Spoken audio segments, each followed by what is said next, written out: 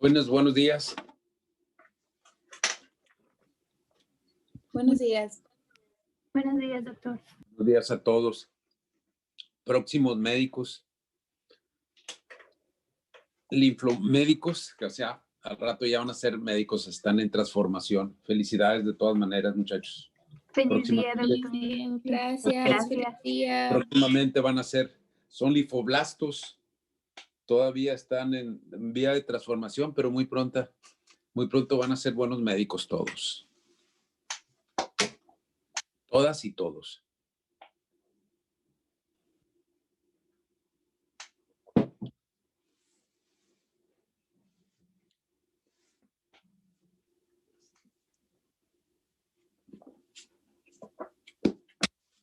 Dice que estaba revisando uno de los libros ahora que estamos estudiando, uno de los libros muy buenos que llevan en España, del doctor Carlos Jesús Zenet y Feliciano González Ra, que son jefes en España de varios servicios. Se me hace muy práctico. Antes salían, fíjense, unos libros de alergia, como especie de espiral, muy baratos y muy buenos, como para los estudiantes de medicina. Y se me hacía muy práctico, muy bueno. No sé si esta editorial Luzán es española. Buenos días, doctor. Buenos días. Y siga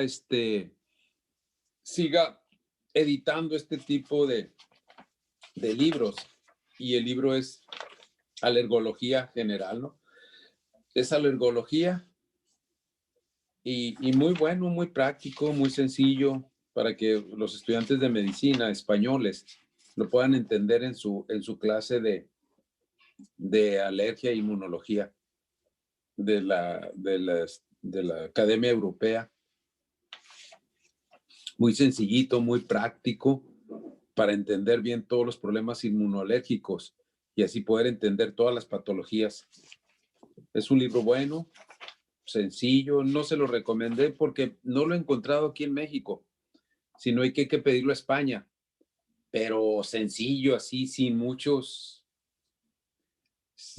con un lenguaje fluido, potable, que ustedes pueden entender desde las linfocitos, todo desde la médula ósea, la interacción entre los linfocitos T, B, las células presentadoras de antígeno, los macrófagos, las fotografías bonitas que se presentan de un macrófago, ¿no? Que ahorita está muy de moda con lo del COVID, ¿no? Que es la célula orquestadora de todos los procesos inflamatorios, los eosinófilos, cómo se tiñen con HE. Está muy bonito el libro, las inmunoglobulinas, explicando la historia de cada uno de ellos, de todas ellas, cómo influyen los procesos inmunológicos. Está muy interesante este libro, no lo había encontrado, lo encontré ahora y es muy interesante, ¿no? Bueno, seguimos con el tratamiento urgente. ¿Quién es el de la voz? Yo, Kiara. ¿Quién? Kiara. ¿Yera qué? Kiara. ¿Yara qué? Lázaro. Eso es. Perfecto. Bueno, para ya terminar con el tema, pues nos quedamos en la parte del tratamiento urgente.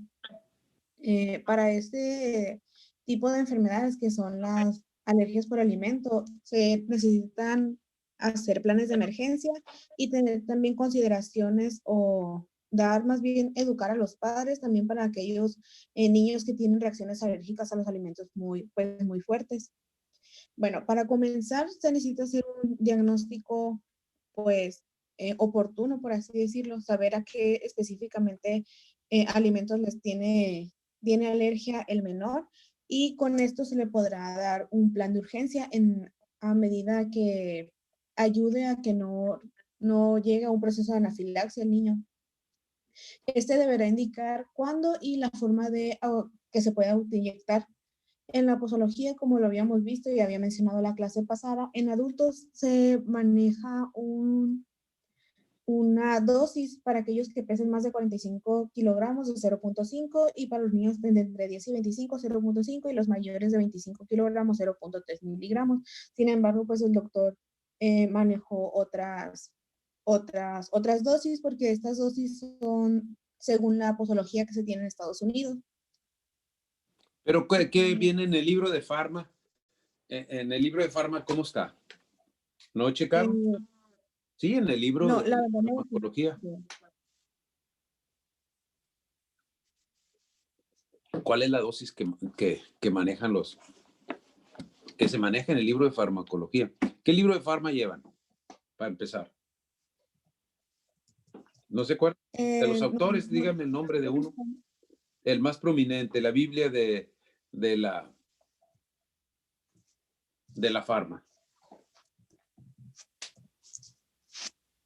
Pues nosotros utilizamos el Goodman and Gilman. Pues creo que es uno de los mejores libros, ese que nombraste. Ahí qué dice sobre la dosis de la adrenalina. ¿No checaron? No checamos. Miren, porque eso es, por ejemplo, dicen, está muy ambiguo. Por ejemplo, eso que dice niños. Para los niños que pesen de 10 a 25 kilogramos, usar dosis de 0.15. Se me hace que no es tan preciso. No es porque yo quiera decirles o yo esté inmuno inventando, pero como que el rango entre, o sea, se me hace muy ambiguo. Tenemos que ser muy precisos para las dosis, ¿qué no? Digo yo. Dosis de 0.15, pero 0.15. Mire, no los vamos a discutir porque vamos a llevar una clase de shock anafiláctico y ahí sí vamos a desplayarnos todo de cómo yo les voy a enseñar cuál es la forma práctica de a un paciente de ponerle la adrenalina. Así, y que está, según la farmacología, es como se debe aplicar el peso por peso. Sí, en realidad, chequen mejor eso. Y eso lo dejamos así, que al cabo ahorita lo importante es alergia a los alimentos. No estamos hablando, aunque es importante ya de una vez hablar algo sobre la urgencia en el tratamiento de shock anafiláctico provocado por los alimentos, pero vamos a dejarlo mejor para la otra clase. Pero nomás les mando un buscapiés a ustedes para que se pongan a revisar. Porque eso es bueno, porque es bueno discutir, analizar, ver cuál es la dosis que debemos de llevar correctamente de la adrenalina. Bueno, de todos los medicamentos, pero ahorita porque estamos hablando de este medicamento. Entonces sí, les sugiero que eso pues lo dejamos. Les encargo que busquen el Goodman y Gilman y vean dosis de adrenalina, dosis precisas y cuáles son las indicaciones y contraindicaciones. Primero es lo que debemos de saber como médicos. ¿Por qué la voy a indicar? ¿Qué es lo que me va a producir este medicamento? ¿Para qué lo utilizo? ¿Qué efecto va a tener en el organismo? Así clínicamente, que yo lo voy a ver, no bioquímicamente, aunque se empieza primero con la bioquímica, la transformación a la absorción a nivel celular, pero las manifestaciones clínicas que presenta mi paciente a la hora que está en urgencias, que no nos va a dar tiempo de shock anafiláctico, más que de 3 a 5 minutos, tener una solución rápida, concisa, precisa, para sacar a nuestro paciente adelante del shock anafiláctico.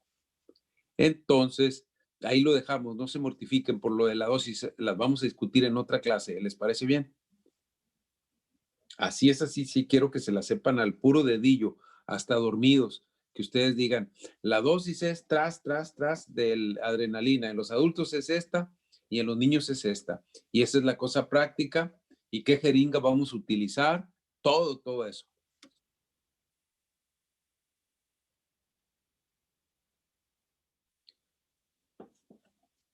¿Está bien? Ok, entonces seguimos.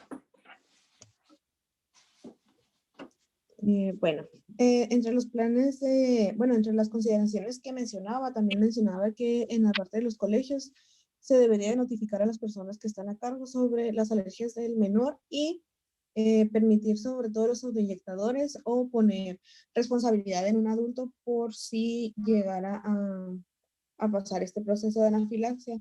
Sin Sí, está embargo, bien no eso, quiero que miren, tengan porque a ustedes les va a tocar estar en guarderías, a alguien que se dedique a pediatría o como medicina general, que estén trabajando en las guarderías. Qué bueno que están nombrando todo eso, porque ustedes se van a poner muy listos en la alergia a los alimentos, llevarle una historia clínica y tener ahí en el botiquín que tengan ustedes de su consultorio. De hecho, en todos los consultorios debe haber un tratamiento para shock anafiláctico. Más ustedes, los que van a trabajar en guarderías, los pediatras, los médicos generales, que estén trabajando en guarderías, deben de saber la historia clínica de su paciente alergológica, de todos los niños, y les recomiendo que tengan un kit para shock anafiláctico para niños y para adultos, ¿no? Sí, porque la dosis varía un poco y tener los kits necesarios y rápidos para sacar. Y principal, yo les recomiendo, y les voy a pasar una hojita después,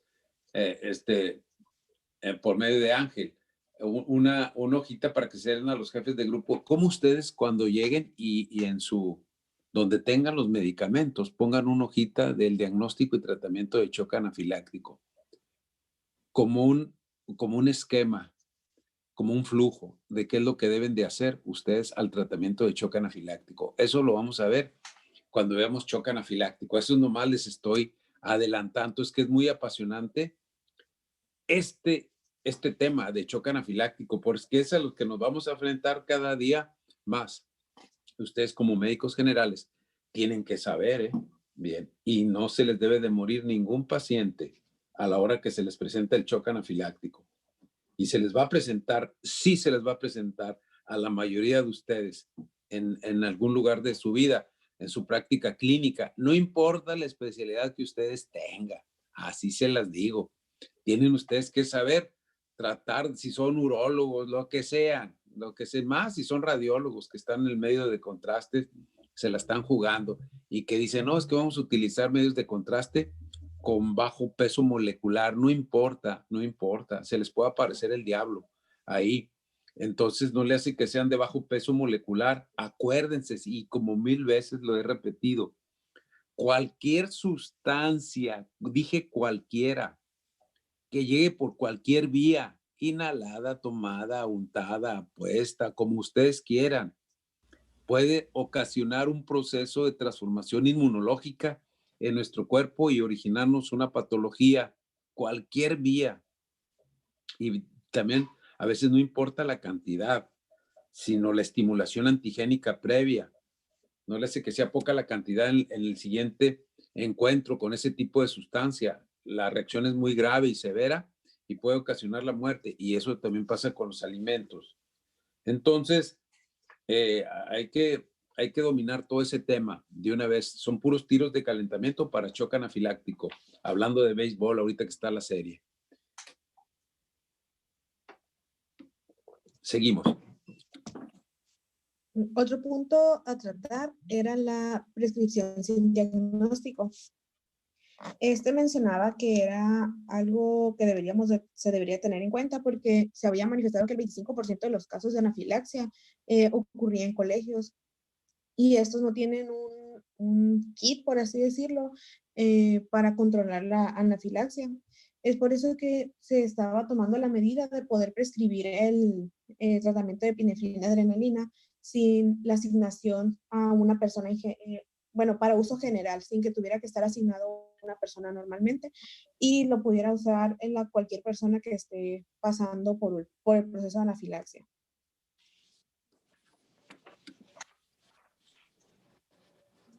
Bueno, ya para terminar tenemos la prevención de la alergia alimentaria. Esta es una recomendación que se da sobre todo a los recién nacidos en su forma de ingerir alimentos. Bueno, a manera de recomendación global, se prefiere que los lactantes tomen únicamente leche materna, ya sea desde el nacimiento hasta los 4 o 6 meses, que el niño esté alimentado únicamente por leche materna.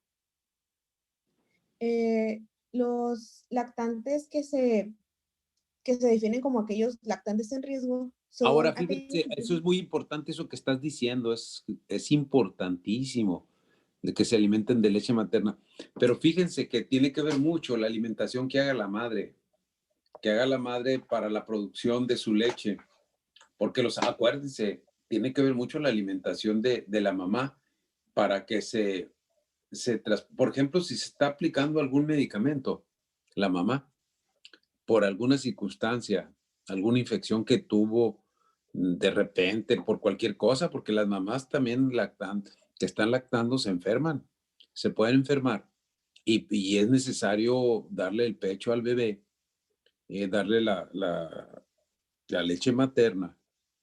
Entonces, hay que tener mucho cuidado. Así como se pasan los alimentos los medicamentos por la leche, también se pasan algunos alimentos. Entonces, es muy importante la alimentación, que debe ser muy variada y que debe ser rica en proteínas. Y todo esto, acuérdense que pasa a la leche y se transforma en moléculas estructurales para el crecimiento y desarrollo del bebé. Entonces, tiene que ver mucho la alimentación de la mamá. Hay que tratar de evitar, aunque hay mucha controversia por eso, pero claro que sí, sí pasan hacia la leche. Acuérdense que depende de la nutrición de la mamá.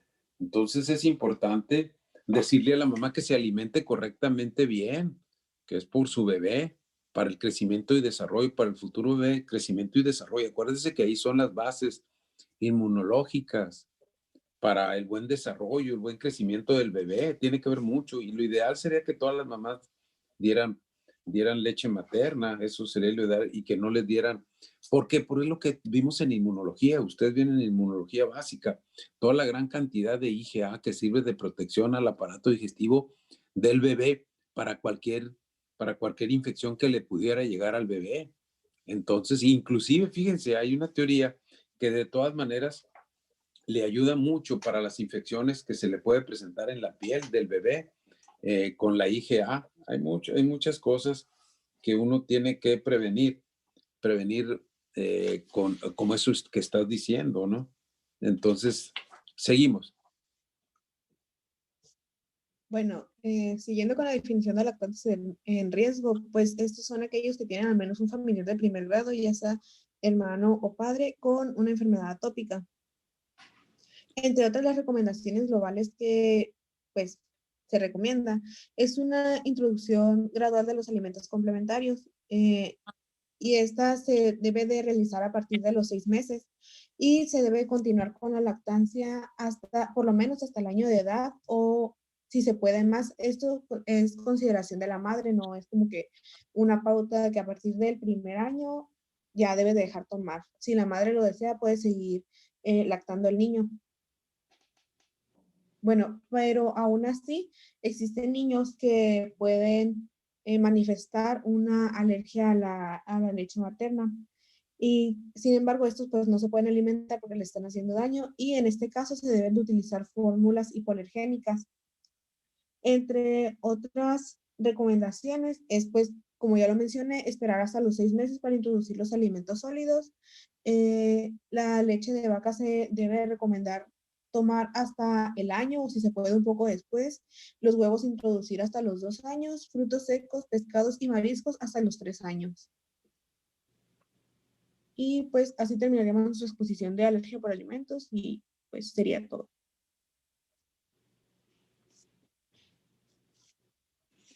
Muy bien. ¿Preguntas?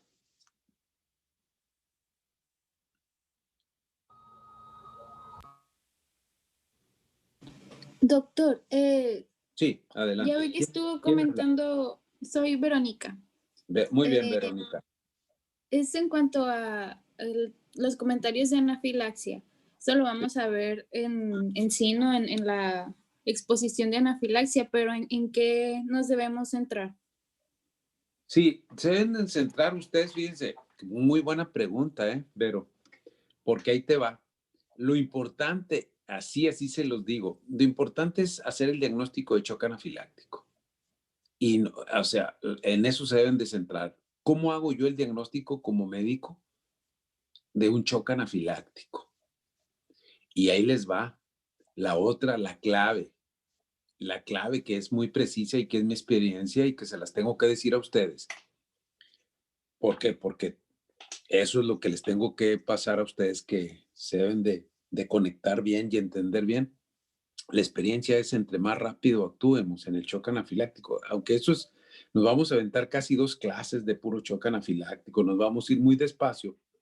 Entonces, lo más importante, lo que tú preguntaste, Vero, ahí te va, es, ¿qué es lo más importante? Todo es importante, ¿no? Pero hay ciertas cosas que ni modo, tenemos que ir por categorías o hacer una categoría, primero esto, segundo esto, categorizarlo, tienes razón. Lo más importante es hacer el diagnóstico clínico de shock anafiláctico, porque, porque de ahí depende la rapidez con que vayas a actuar, y la rapidez con que vaya a actuar uno depende del diagnóstico. Si no hacemos un diagnóstico rápido de shock anafiláctico, el paciente se nos muere a los 5 o 10 minutos, y de veras, ¿eh? Y de veras, porque fíjense, ya les conté yo la vez pasada de que pues hay que hablar claro, y la ropa sucia se lava en casa. Ahí les va. En el Obregón fallecieron 3 pacientes cuando les hicieron las pruebas cutáneas de esas de alergología en el servicio de alergia hace varios años. Se les murieron 3 pacientes por shock anafiláctico. Yo pienso, no soy, pero no tengo, pero yo pienso que fue no creo que los médicos alergólogos pueden ser hasta mejor que yo, a lo mejor lo son, pero ahí la bronca estuvo en el diagnóstico rápido y el tratamiento oportuno. ¿Por qué? Porque a mí, así se los digo, a mí también se me chocaron muchos pacientes. Se me chocaron muchos pacientes en el servicio de alergología, aquí en Hermosillo. Y gracias a Dios que ninguno falleció. Y no porque sea yo mejor o peor que ellos, no. No, lo que le quiero es transmitir, háganme caso, en el diagnóstico preciso, disminución de tensión arterial, taquicardia, dificultad respiratoria, empieza de inmediato, jóvenes, rápido. No crean que esperan unos 5 o 10 minutos, no, le ponen el antígeno. En este caso, se toman los alimentos, empiezan al rato con shock anafiláctico. Entre más rápido tenga las manifestaciones clínicas de haber ingerido o de haberse puesto cualquier tipo de sustancia por cualquier vía, entre más rápido sea, quiere decir que el shock es más grave. Así se las pongo, es más grave. Entre más rápido sea, es más grave, y entonces no nos da tiempo más que de pensar y acordarse ustedes lo que yo les estoy diciendo. Muy abusados, para que no se les vaya a morir ningún paciente. Al momento que hagan el diagnóstico, si es de minutos, de 1 minuto, hacen el diagnóstico, porque están viendo que la presión arterial está bajando y está subiendo la frecuencia cardíaca, empieza con taquicardia, y rápido pierden el conocimiento, no crean que pum, unibilación, dificultad respiratoria, eso pasa en minutos. Y si no actúan, si la están pensando, fallece el paciente. Y si no aplican el medicamento que ya los discutido en la clase pasada, que les decía que la adrenalina es el medicamento.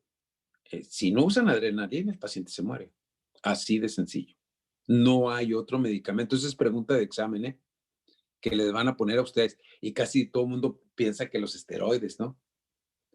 O sea, los esteroides actúan en la etapa tardía, pero tenemos que utilizarlos. ¿Por qué?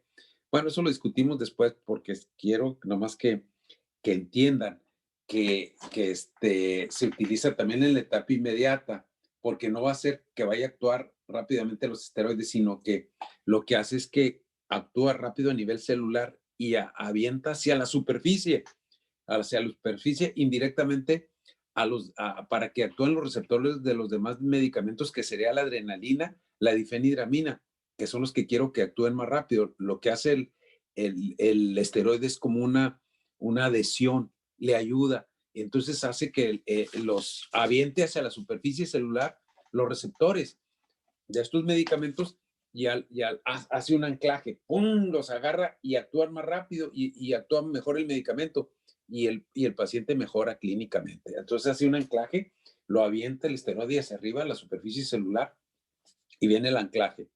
¡Pum! Y eso es lo que hace que mejoren un chorro los pacientes. Así.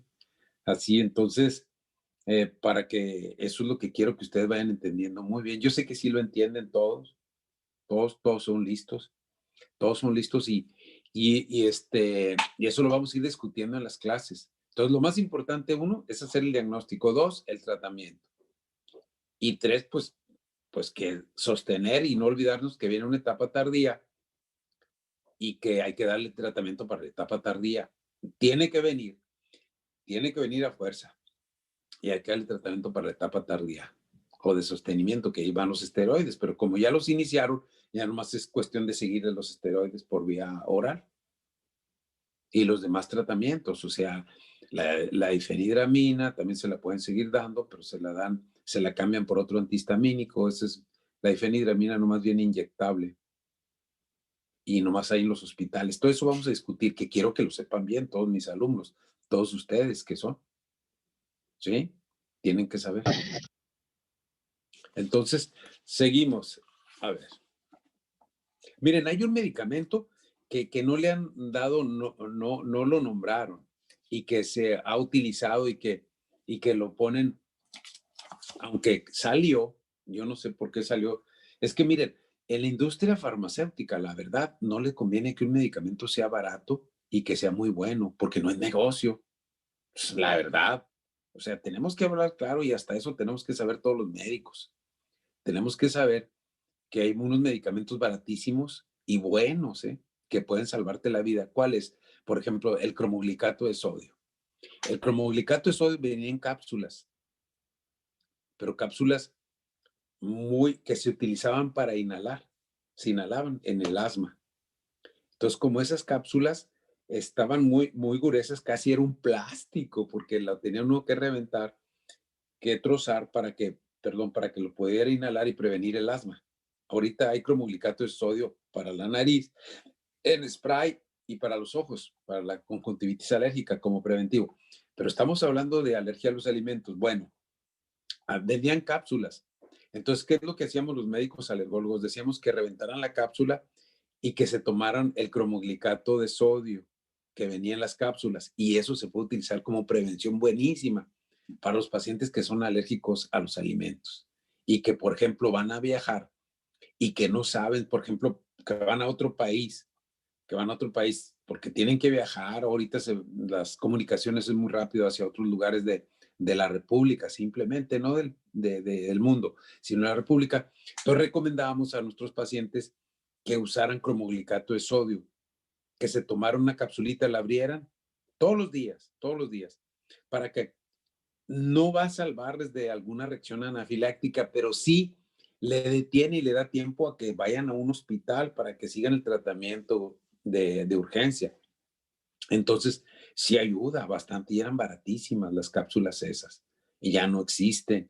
La quitaron del mercado, como les digo, la quitaron por baratas y buenas. No les conviene a la industria, a la industria farmacéutica. Lo que quieren es billullo, quieren dinero, y entonces no es negocio para que la gente se cure, no es negocio de verdad, aunque uno sea mal pensado, pero es la verdad. Desgraciadamente así es. Entonces, lo que deje lana, vámonos. Lo que deje dinero, y no importa a costa de quién. La gente esa no tiene escrúpulos. Entonces, eso se los digo porque eso tenemos que discutirlo hasta aquí en la universidad, en nuestra alma mater, en la Unison. Tenemos que discutir todo esto. Es libre. Y ustedes van agarrando su formación académica de todo. Tienen que pensar todo. Hasta cuánto cuesta el medicamento, si lo tienen, porque ustedes pueden recetarle lo que sea, hasta agua bendita, y si no tienen, pues no de nada les sirve. Todo eso les tengo que enseñar, que ustedes tienen que inmunopensar, tienen que ser buenos médicos para pensar en todo,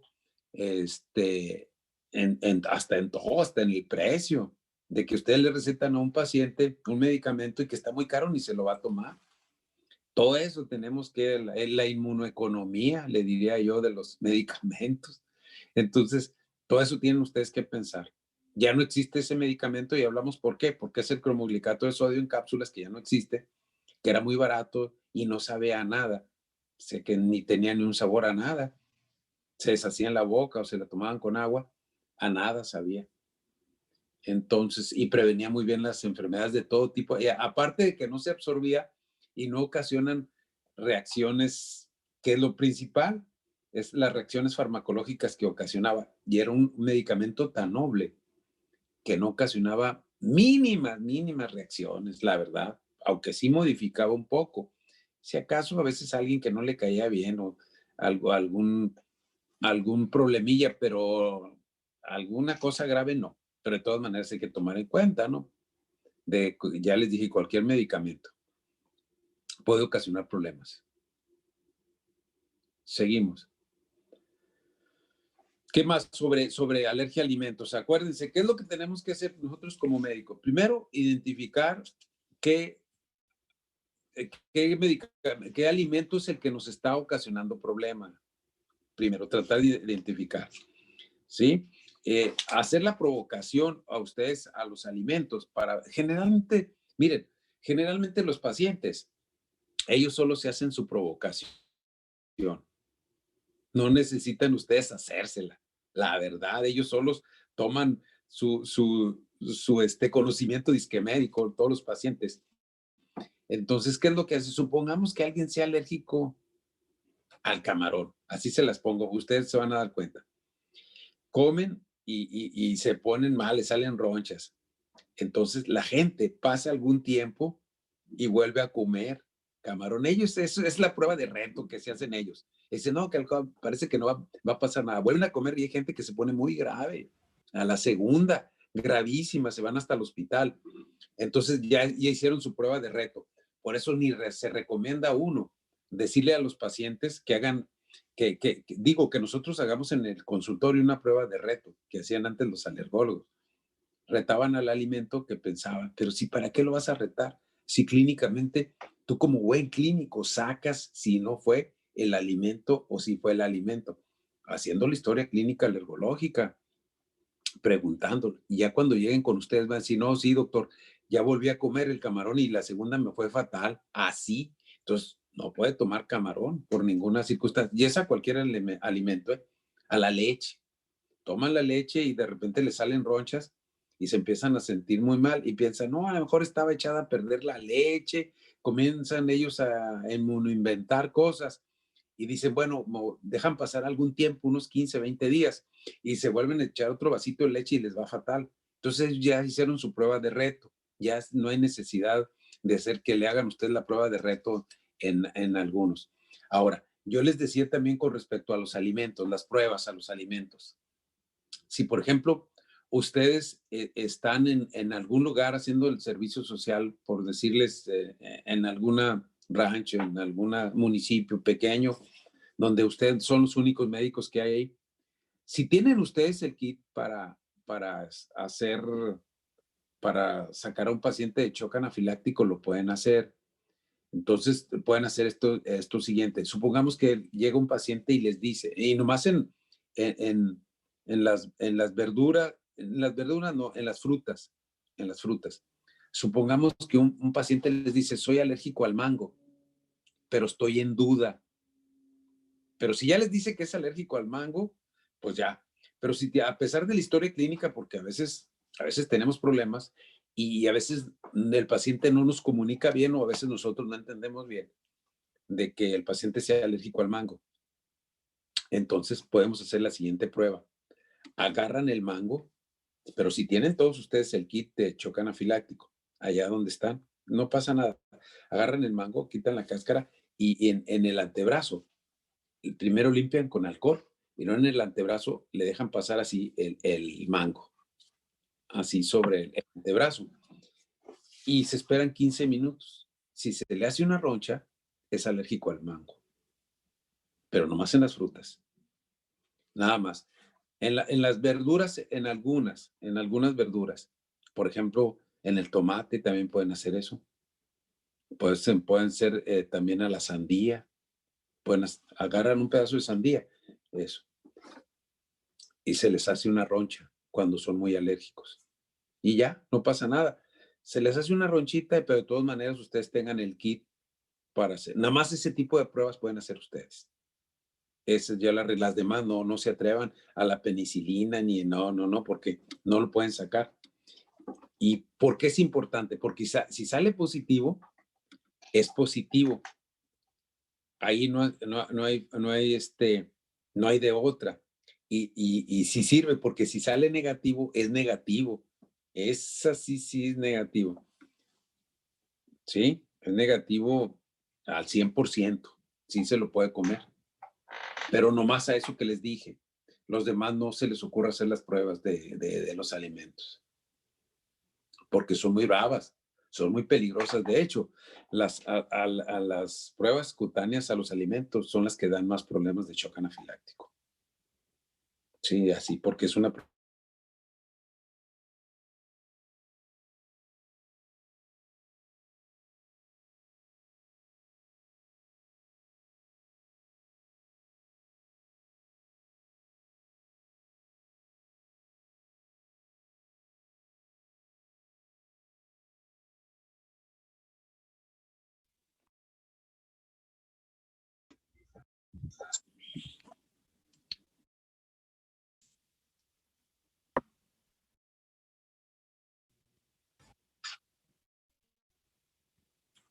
Les decía que es una proteína estructural, generalmente son grandes, y por eso se dice que ese es el problema. No alcanza, la reacción es más brava con las proteínas más grandes al shock anafiláctico. Entonces, eso es lo que se puede hacer. Y fíjense que hay gente que no crean que no necesitan ser médicos, ellos mismos se hacen las pruebas. Hay pacientes muy listos que se frotan el tomate, a ver si son alérgicos al tomate en serio. A mí me han platicado, no todos, no, pero algunos pacientes que he visto en la consulta, que ellos mismos se andan haciendo las pruebas, de veras, ellos mismos se retan, y hasta con los medicamentos también, pero ahí es más grave, porque ellos piensan, por ejemplo, que son alérgicos a la penicilina, pero ahí también tiene que ver mucho la vía de administración, ¿eh? En todo tiene que ver mucho la vía de administración. En cuanto a que si, por ejemplo, no es lo mismo una vía intramuscular o intravenosa que una vía oral. En un paciente que es alérgico a la penicilina y que se toma por ampicilina por vía oral, la reacción es igual, pero un poco retardada por la absorción, porque acuérdense que el aparato digestivo es una máquina excelente para destruir todo lo que llega a nuestro organismo por la vía digestiva. Es excelente por todas las enzimas y todos los mecanismos que sirven para degradar, imagínense, todos los alimentos. Entonces, retrasa las manifestaciones clínicas un poco, en los alimentos. Por eso, pero cuando vienen es más grave, es lo que estamos viendo, alergia a los alimentos. Entonces, tampoco hacerle confianza, porque todo el mundo le hace confianza a la alergia a los alimentos y es cuando fallece el paciente. Dice, no, se intoxicó, no va a pasar nada. No, sí pasa y se pone muy grave.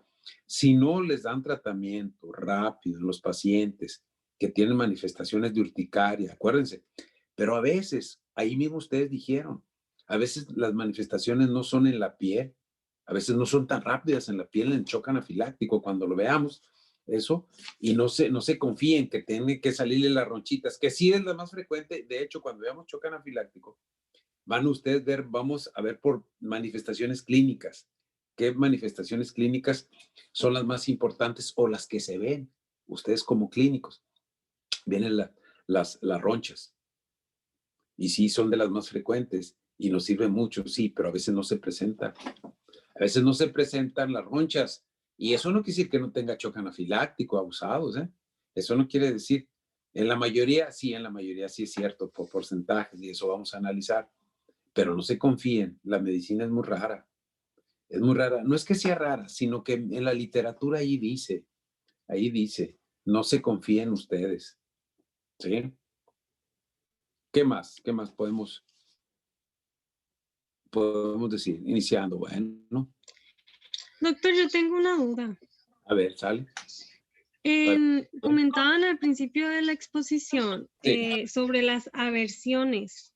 No entendí qué significan, pues, porque dice que simulan reacciones alimentarias adversas pero no se producen cuando se ingiere a ciegas, o sea, no entiendo. ¿Cómo que no se producen? Cuando se ingieren a ciegas. No, a Es ver, lo que, no entiendo la pregunta.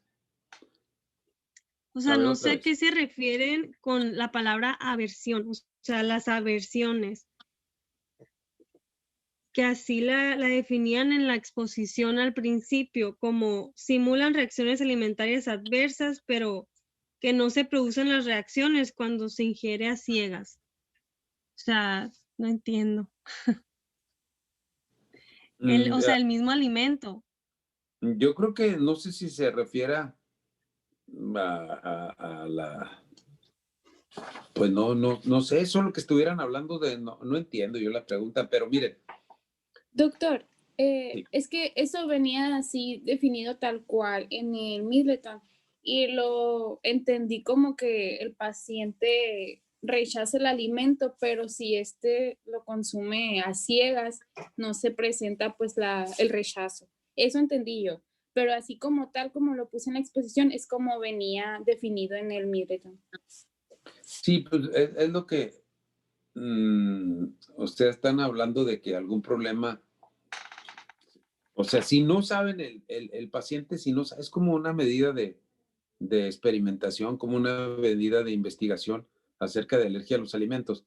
Si le dicen que, por ejemplo, no sabe el paciente, si no sabe el paciente, aunque no sepa, si es muy alérgico, se lo dan a ustedes y tiene una reacción grave de choque anafiláctico, de urticaria y angioedema, así como está aquí, en los alimentos. El que es alérgico, no le hace que se lo escondan. Miren, hay gente que llega a un restaurante, y empieza a ponerse mal desde los olores, el que es muy alérgico principalmente a los mariscos grave, que se ponen muy graves.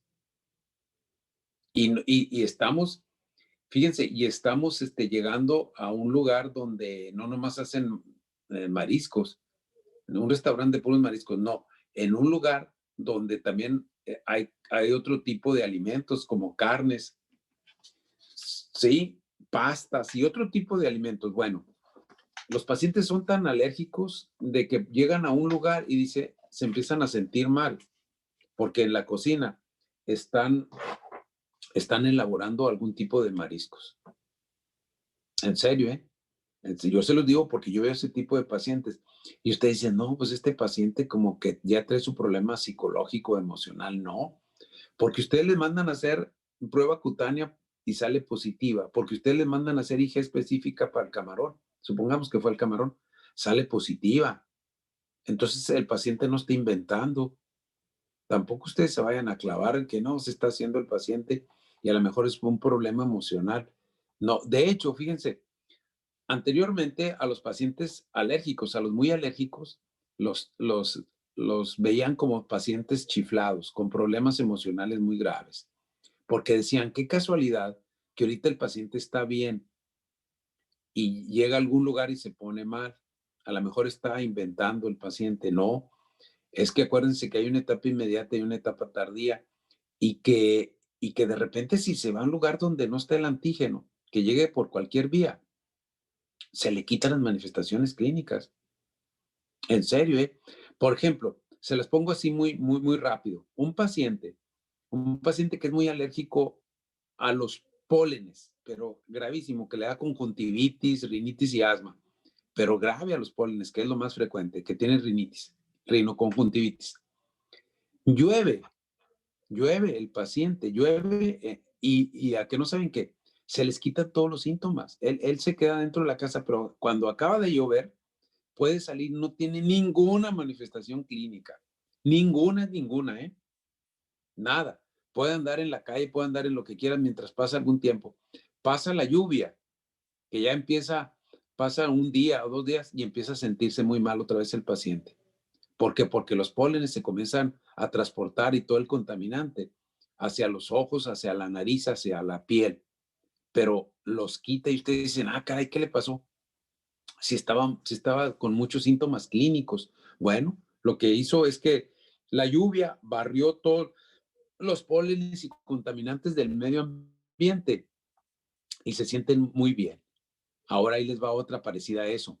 Hay pacientes que tienen rinoconjuntivitis alérgica a pólenes y van a la playa, a Quino, a San Carlos o a donde ustedes quieran, aquí de las playas que tenemos.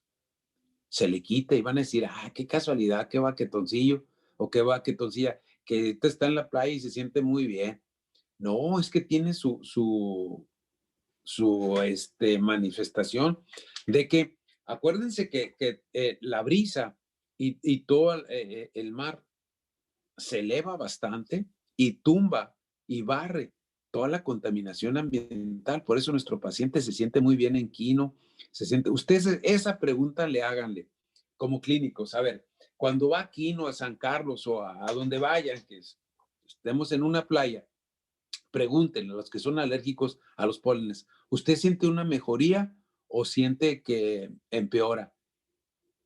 En serio, van a decir, me siento muy bien. Y ellos se clavan que los pacientes porque creen que se van a relajar. No, el que es alérgico es alérgico. No le hace que se relaje o no le hace que la inmunología actúa, el antígeno actúa.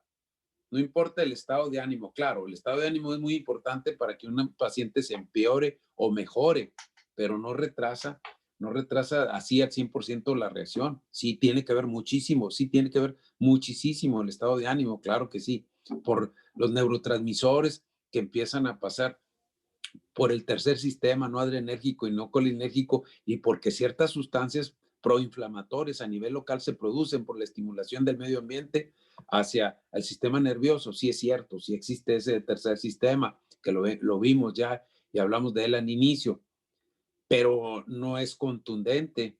Entonces, pacientes que ustedes les pregunten que el medio ambiente, que van aquí, no a San Carlos o a cualquier playa y que son alérgicos a los pólenes, mejoran un chorro. Se les quitan todos los síntomas. Ustedes con esa pregunta les pueden hacer, ya ustedes como buenos clínicos que van a hacer, preguntarle, cuando va a la playa, ¿siente alguna mejoría? Bueno, si se me quita todo lo de los ojos y lo de la nariz. Fácil. Entonces ya hay que mandarlo con el alergólogo para que le haga las pruebas cutáneas y saber a qué es y darle el tratamiento correcto y se le quita todos los síntomas clínicos por medio de la inmunoterapia. Aparte, al inicio le ayudan con algunos medicamentos muy al inicio para que se vaya estabilizado desde la membrana celular, para que no venga la desgranulación y mejor, por ejemplo, en este caso sería el cromoglicato de sodio que hablamos hace rato, como estabilizador de la membrana celular, tanto de los mastocitos como los basófilos, actúan en una capa a nivel de la membrana, como que la hacen más gruesa o vierten los receptores para que no se una la IgE con el antígeno y venga la desgranulación y todas las manifestaciones clínicas de la alergia, que son estornudos, todo lo que de ronchas y todo lo que hemos comentado en todos los padecimientos, ¿no? ¿Qué más? ¿Qué más podemos hablar sobre alergia a los alimentos? Platíquenme. Entonces, miren, fíjense bien, ¿qué es lo importante? Lo importante que ustedes deben de saber es lo principal, es la alergia a la leche. Sí quiero que sepan bien cuáles son las manifestaciones clínicas de alergia a la leche. ¿Por qué? Por el niño. Se desnutre si no hacemos rápido el diagnóstico. ¿Qué yo como médico general, qué armas tengo para hacer el diagnóstico? Ustedes tienen todas las armas, menos las pruebas cutáneas, que eso las tiene que hacer el alergólogo o alguien que tenga entrenamiento, ya es de especialidad. Pero ustedes de una vez, es más, muchas veces no necesitan hacerle las pruebas, sino con las manifestaciones clínicas que tiene el paciente, ustedes van a saber si es alérgico a la leche. ¿Qué es lo que tengo que hacer? Acuérdense que me tengo que ayudar con exámenes de laboratorio, desde la biometría hemática, la sedimentación globular, las plaquetas, la IgE específica para leche, precipitinas y fijación de complemento para la leche. IgE en sangre específica para leche, de la lactoglobulina, de la caseína, también la pueden mandar a hacer, de todas las proteínas mayores, que le llamamos nosotros mayores, de la leche, la lactoglobulina. Entonces, eso, mandar a hacer IgE específica de lactoglobulina de caseína específica, ¿no? Así, IgE específica. La mandan a hacer en sangre y luego después la prueba cutánea. Eso es muy importante. ¿Por qué? Porque a ustedes les va a dar rápido en los niños para que no se vayan a desnutrir, principalmente en los lactantes, en los menores de 2 años de edad, que necesitan su crecimiento y desarrollo sea bueno. Entonces, eso es lo que deben de hacer.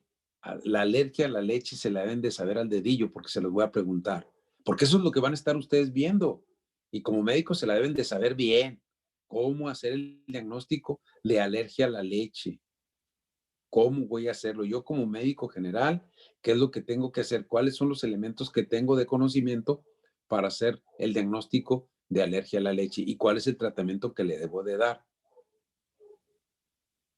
Es todo lo que quiero que sepan bien, de todos los alimentos, pero que no se les vaya a pasar por la importancia que tienen para el crecimiento y desarrollo de los niños. La alergia a la leche. Yo creo que ya saben todos, ustedes ya saben hacer el diagnóstico. Entonces, ¿qué más? Preguntas sobre alergia a alimentos. Miren, se estaba hablando también sobre el uso del Montelukast como preventivo en la alergia a alimentos. Ya, como les digo, ya empiezan a sacarlos de las farmacéuticas, las compañías quieren hacerlo muy milagroso, ¿no? Todos los medicamentos que se utilizan. Al inicio salió como para el uso nada más del asma, ese medicamento, los bloqueadores de los receptores de los leucotrienos. Pero luego ya lo empezaron a utilizar para la rinitis y todo el mundo se lo da para la rinitis. Acuérdense que ocasiona trastornos de la conducta y ideas suicidas en los niños y rápida alteración, aparte de que ocasiona vasculitis. Lo empezaron a sacar luego para la rinitis y ahora están diciendo que se puede utilizar para la alergia a los alimentos como un preventivo para la alergia a los alimentos. Pues hay que tener mucho cuidado con todo eso porque lo único que sí estamos seguros es que sí ayuda para la prevención del asma, pero para los demás, pues hay muchos trabajos de investigación donde se están utilizando, no sé si sean manipulados o no, pero yo no he visto mayor importancia o que les ayude, cuando menos en alergia a los alimentos, hasta ahorita, de lo que yo he visto, de los bloqueadores de los receptores de los leucotrienos. Entonces hay que llevárselas con mucho cuidado hasta que tengamos ya elementos de más investigación para poderlo utilizar en alergia a los alimentos. Pero ya ahorita, hasta en las guías internacionales sobre rinitis, ya lo están utilizando para la rinitis. Y desde hace tiempo, que lo están utilizando el Montelukast para la rinitis alérgica. Y ahora ya lo están utilizando para alergia a los alimentos. Entonces, y inclusive, ahí les va otra, esta se está utilizando para urticaria y angioedema también, ya en las guías internacionales también. Entonces, como que ya cuando utilizan un medicamento que sea milagro, como los que anuncian ahí, de esos medicamentos milagros que es para todo, quiere decir que no sirve para nada. Acuérdense que los medicamentos son muy específicos y hay que llevárnoslos con muchas reservas por la gran cantidad de dinero, de millones y millones que maneja la industria farmacéutica y en deterioro de nuestra salud. Yo no digo que no utilizarlos, no, sí hay que utilizarlos, pero que nos demuestren académicamente con trabajos de investigación y según la metodología que están utilizando y ver si no tienen interés, que estén libres de interés los investigadores hacia ese laboratorio. Entonces, porque muchas veces pagan a algunos investigadores para que hagan y manipulen.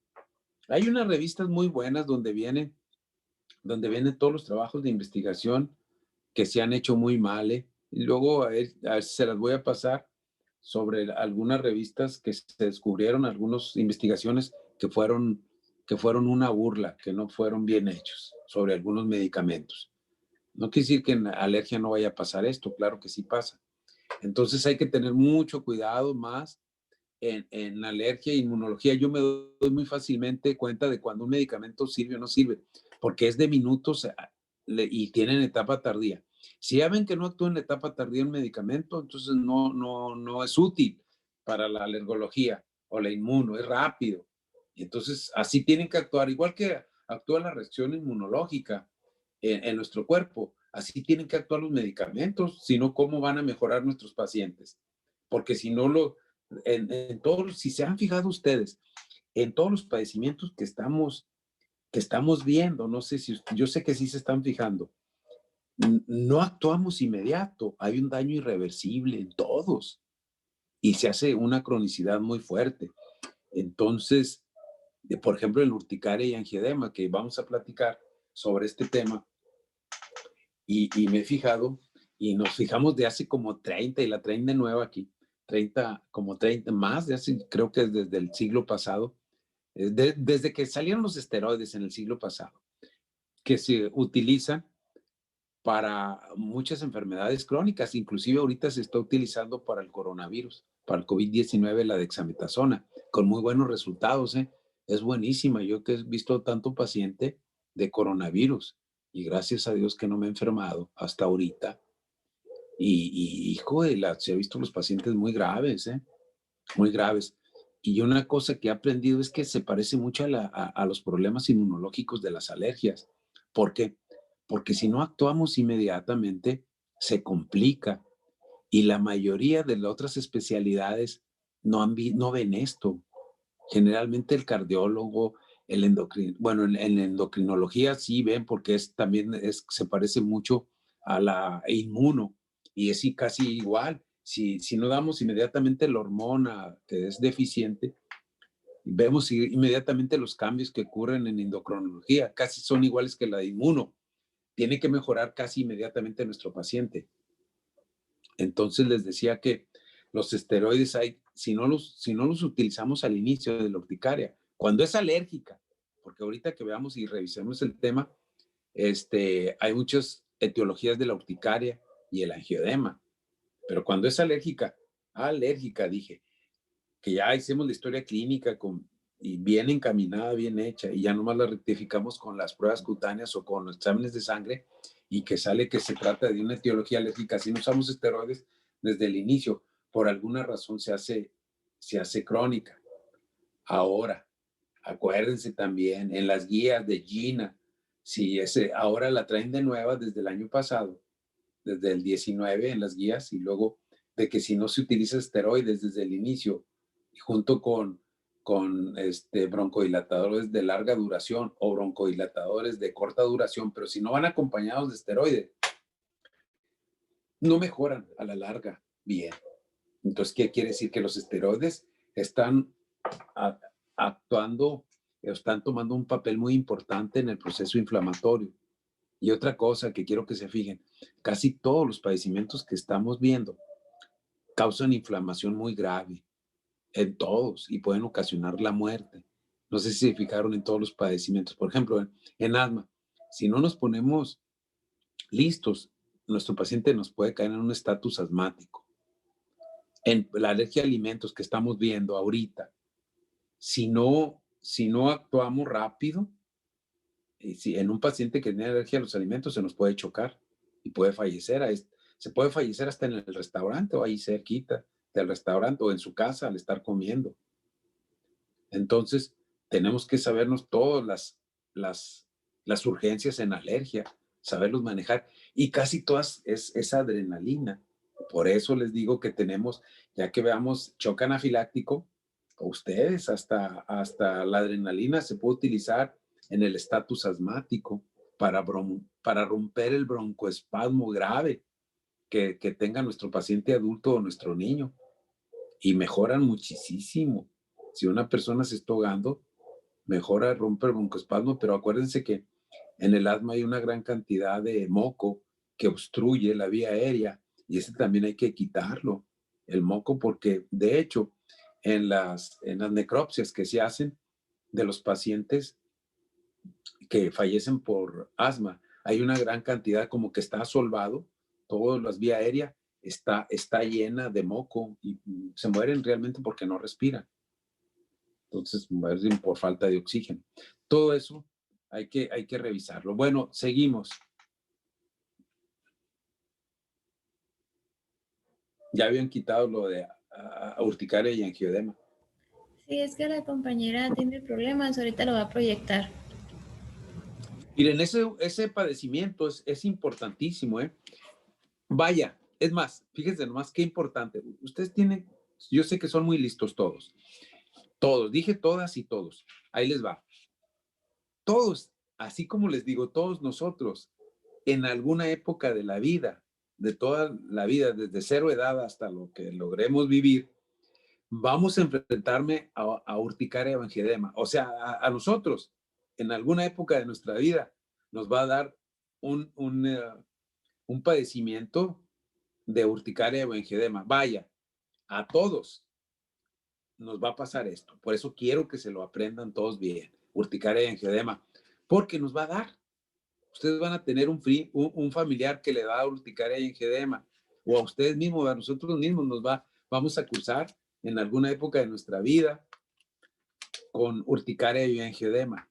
Nos va a dar un ataque. ¿Por qué? Por alimentos, por medicamentos, por cualquier tipo de sustancias o que un insecto nos haga daño, desde una hormiga hasta que nos va a dar urticaria y angioedema. Todos, así, por cualquier sustancia, inhalada, tomada, untada, puesta, por cualquier vía que nos llegue, o por algún medicamento, una pomadita que nos pongamos, o algún medicamento, cualquier cosa, nomás para que vean la importancia que es esto de lo que van a abrir los compañeros. Pónganse muy abusados, muchachos, porque de ahí depende hacer, primero lo primero es hacer el diagnóstico clínico. ¿A qué le llamo yo urticaria y angioedema? ¿Qué elementos clínicos tengo para decir que es urticaria y angioedema, que son ronchas?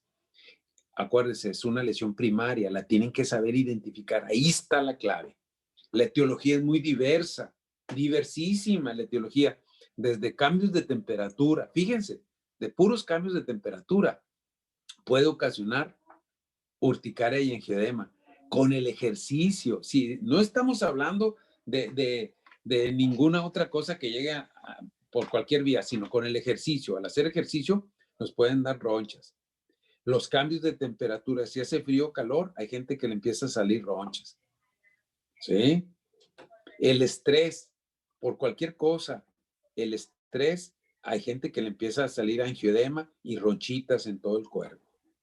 Entonces, ¿de qué depende? ¿Cuál es la clave para hacer un buen diagnóstico de urticaria y angioedema? La historia clínica, lo que yo siempre les he dicho.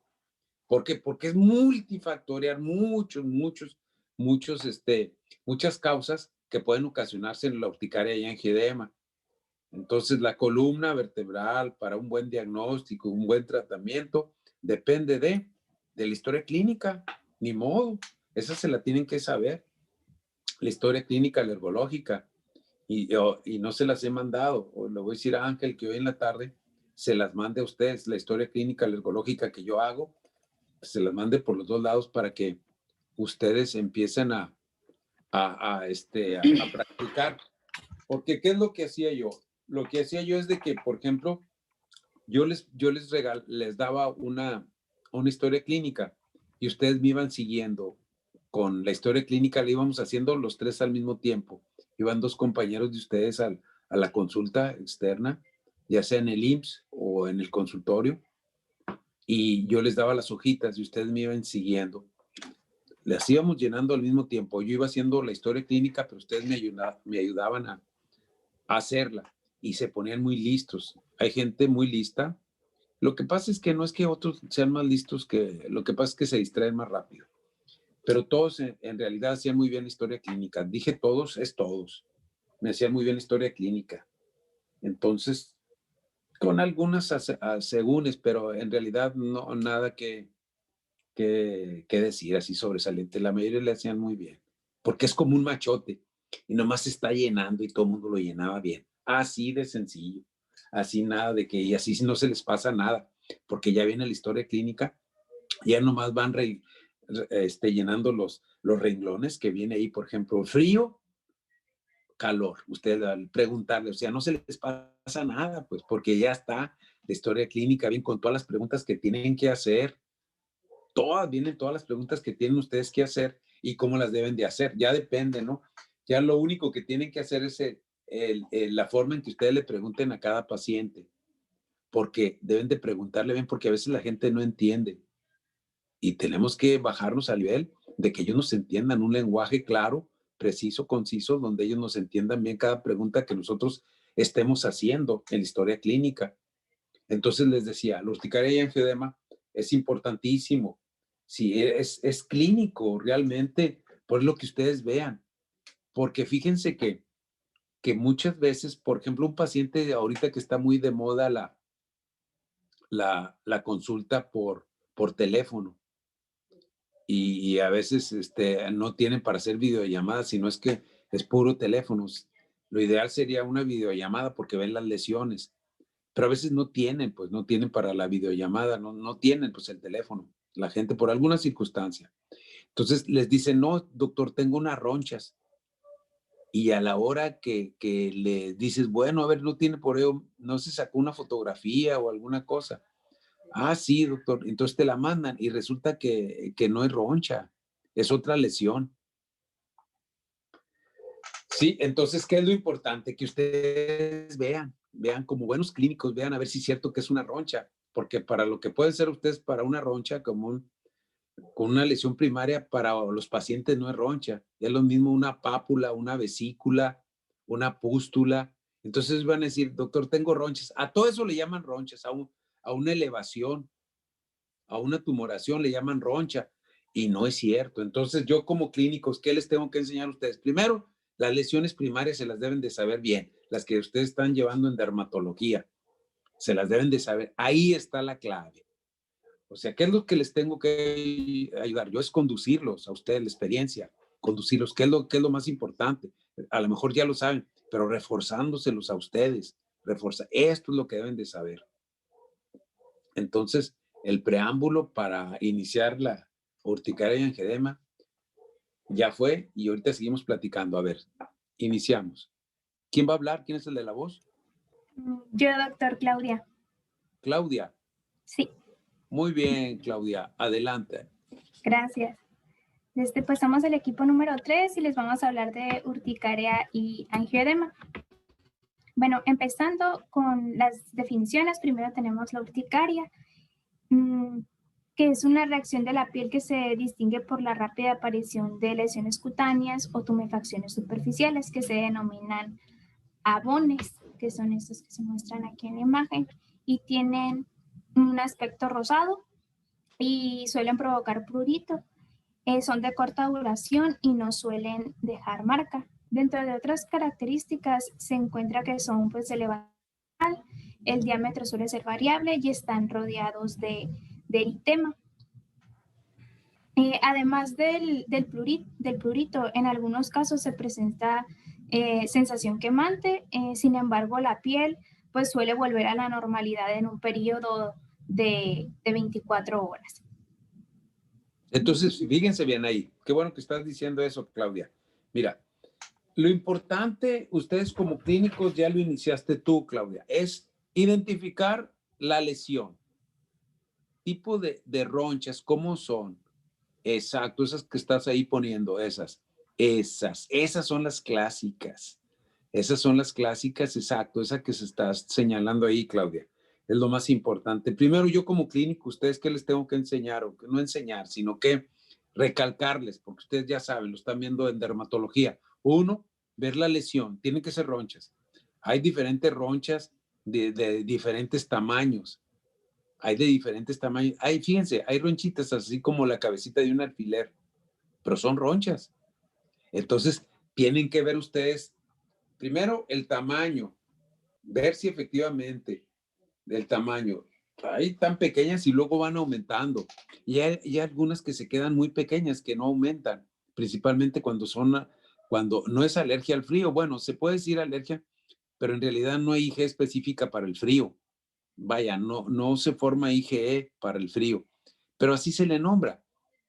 Alergia al frío, pero en realidad no es alergia, sino es otro tipo que vamos a ver ahorita, más adelante, y si no lo platicamos, si no es que lo dicen ustedes, es de tipo colinérgico, otra sustancia, la que se forma para donde se forman las lesiones, que son las ronchas, así como una cabecita de alfiler, y así se quedan.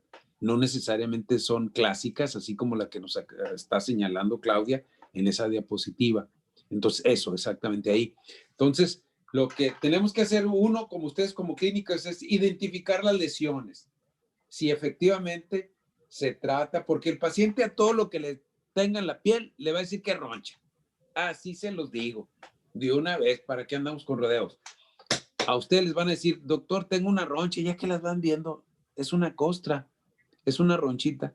No, esa no es roncha. No, entonces, se pueden ir con la finta. Entonces, lo más importante es identificar las lesiones. Y ya se identifican esa lesión, ya la hicieron. Seguimos. Bueno, ahora en cuanto al angioedema, este puede surgir con la presencia de urticaria, con lo que son los sabones, o en ausencia de esta de manera aislada. Y se trata de tumefacciones más profundas de la dermis y se distinguen porque son lesiones con aspecto pálido y no están delimitadas. Su inicio también pues va a ser súbito y va a haber una elevación de la piel, que sería el edema, afecta la dermis inferior y el tejido celular subcutáneo. Aquí se presenta dolor, pero es muy raro que haya prurito, a diferencia de la urticaria. También afecta las membranas mucosas y su resolución va a ser más lenta, pudiendo durar hasta las 72 horas. Y pues tanto la urticaria como el angioedema. Miren, Claudia, eso que acabas de decir también es muy importante, porque eso les van a preguntar en el examen. ¿Cuál es la diferencia entre el angioedema y las ronchas? Así se les van a preguntar. Y entonces ustedes tienen que ver, es lo que está diciendo, lo que pusiste ahí de definición, es la diferencia entre una y otra. Eso les van a preguntar, ¿eh? Y van a tratar de confundirlos, como se parecen mucho y son cosas diferentes. Entonces, para que se pongan muy abusados, ¿eh?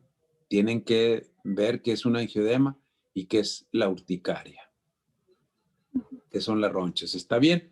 Pónganse muy abusados, pues. Seguimos. Y pues tanto la urticaria como el angioedema van a ser comunes y en la mayoría de los casos pues van a ser inofensivos. Sin embargo, en el caso del angioedema suele ser, pues puede presentar casos donde pues sea mortal, porque la hinchazón puede hacer que la garganta o la lengua pues bloqueen las vías respiratorias y pues cause pues muerte, ¿no? Bueno, ahora pasando a la clasificación, principalmente se va a dividir en dos tipos. La urticaria aguda, que esta se define por una duración de enfermedad inferior a 6 semanas, y la urticaria crónica, que esta se presenta durante un periodo igual a 6 semanas. Y aquí normalmente el 40% de los pacientes van a tener episodios que se asocian al angioedema y un 10% van a ser, el angioedema va a ser su principal manifestación.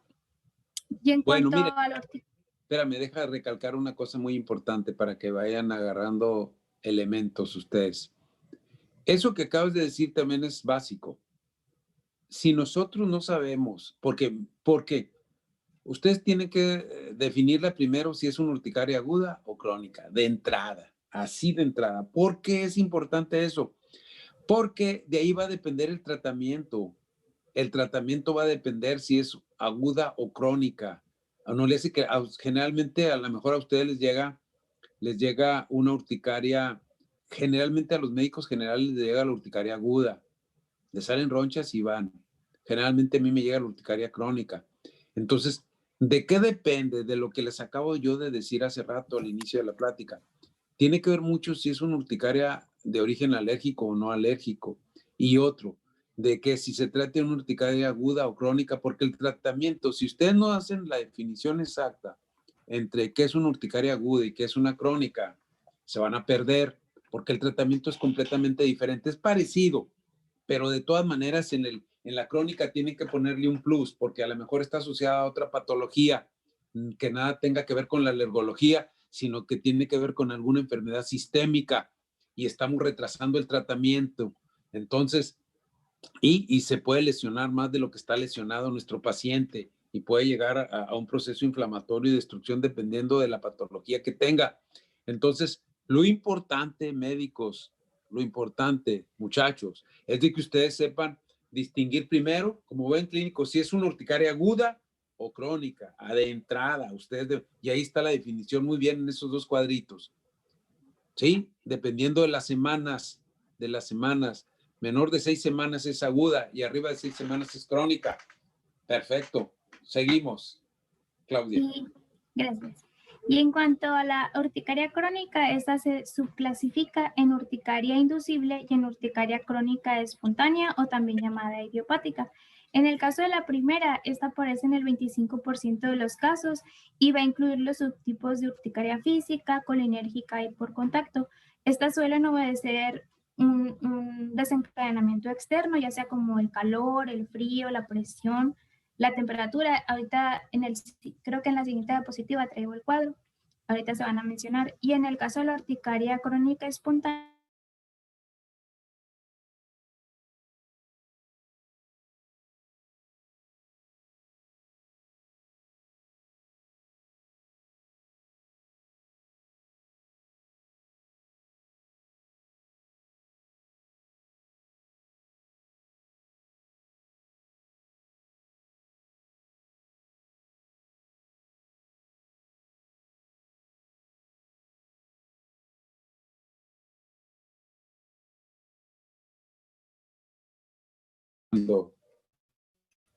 Cuando estamos en clase, generalmente les doy, es el mismo horario que tenemos ahorita aquí. Generalmente les doy chance de que se vayan 5 o 7 minutos o a 10 minutos que salgan a estirar las piernas o que salgan a alguna cosa. Cuando estamos en clase en la escuela, les doy chance de que salgan, porque siempre ha sido el mismo horario, 2 horas que tengo con ustedes seguido.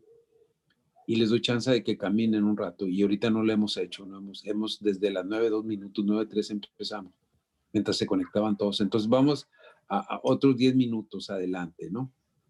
A ver, seguimos. Sí. Y luego ya después, sí, porque está bien interesante. A ver, seguimos. Ok. Y pues en el caso de la urticaria crónica, esta se va a encontrar en un 75% de los casos y aquí pues no va a ser posible identificar ninguna causa externa y ningún desencadenante físico. También hay un subgrupo de pacientes con urticaria crónica espontánea que van a presentar una etiología inmunitaria basándose en la evidencia serológica de anticuerpos funcionales que son dirigidos contra la IgE o al receptor de alta afinidad de IgE, y este se va a observar en el 30 y 40% de los casos.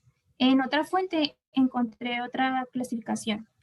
Igual no se menciona la urticaria crónica aguda y la crónica, ¿no? Pero agregan la urticaria continua y la urticaria crónica recurrente, donde la primera son pues lesiones diarias y en la segunda es que se van a intervalos durante días o semanas.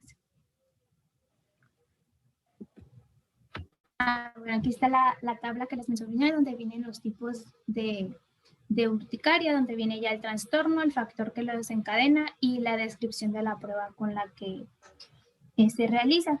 La primera pues es el trastorno de dermografismo sintomático, que es la urticaria facticia. Lo que lo desencadena es la fricción, el rascado o la presión.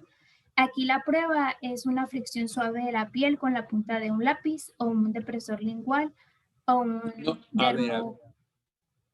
a ver, Claudia, mira, ahí con la punta de un lápiz no está mal eso, ¿eh? Yo no sé dónde sacar, no sé eso, con la punta de un lápiz no debe ser. ¿Por qué no debe ser?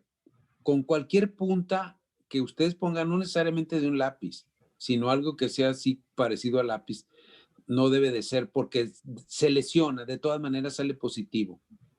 No, tiene que hacer con un objeto romo, como dijiste tú, una batelenguas. Puede ser con una batelenguas y de preferencia de madera o de plástico. Pero miren, lo que pasa es que con los abatelenguas de plástico, como esos transparentes que los han visto ustedes, lo que pasa es que si lo hacen con ese, generalmente, como van unidos, los hacen en serie, en fábrica, entonces algunos tienen una puntita, no sé si se han fijado, Tienen una puntita en el objeto romo, o sea, en los extremos, donde como van saliendo en serie en la fábrica, van unidos y luego ya los trozan, los van trozando para que ya los hacen individuales a los abatelenguas. Y entonces los de plástico no conviene. ¿Por qué? Porque te hay una punta y lesiona la piel.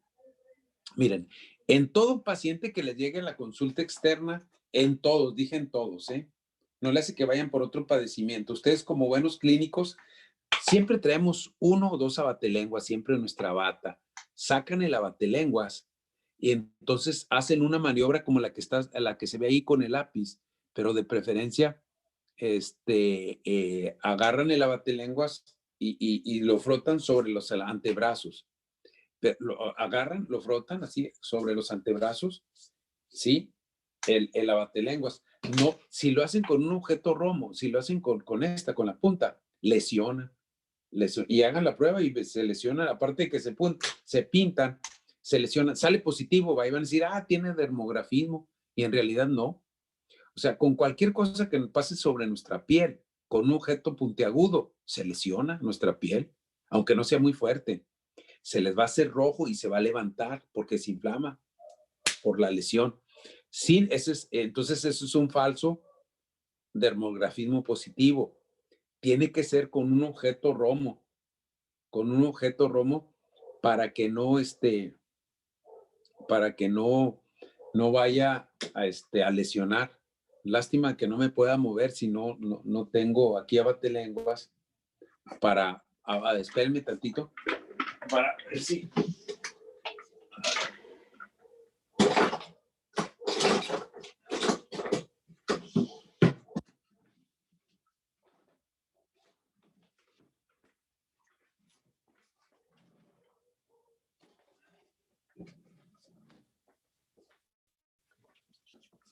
No, fíjense que no encuentro aquí, pero generalmente siempre tengo muchos abatelenguas por donde quiera, pero no encontré ninguno. Pero sí les quería mostrar para que vean ustedes qué diferencia, porque ahí les va, porque es importante. 1, ¿qué les he dicho yo como clínicos? 1, acuérdense que es como si fuera una marcha, la marcha alérgica, dermatitis.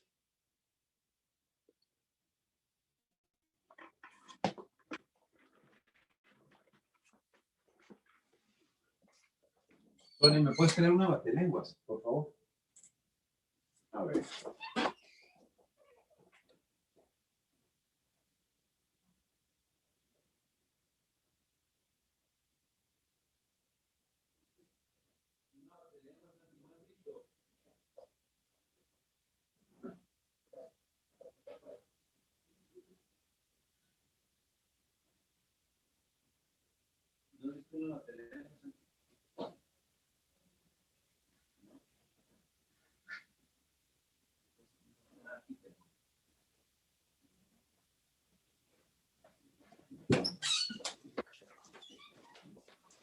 Bueno, ¿me escuchan?